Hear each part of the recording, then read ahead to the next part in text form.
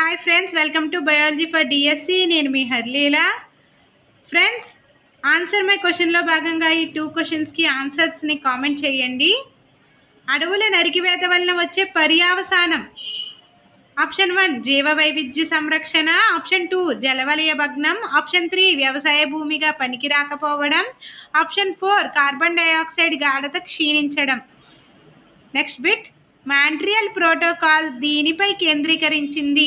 Option 1 స్థానిక సమాజాల సహాయంతో అడవుల పరిరక్షణ నిర్వహణ గావించడం, ఆప్షన్ 2 వాతావరణంలోకి విడుదలయ్యే హరితగృహ వాయువుల స్థాయిని తగ్గించడం, ఆప్షన్ 3 ఆవాస విధ్వంసం వల్ల జీవ వైవిధ్య నష్టాన్ని తగ్గించడం, ఆప్షన్ 4 ఓజోన్ పొర క్షీణత వలన కలిగే దుష్పరిణామాలను అర్థం చేసుకోవడం.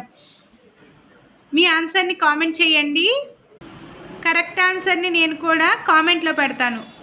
Like, share, subscribe biology for DSC.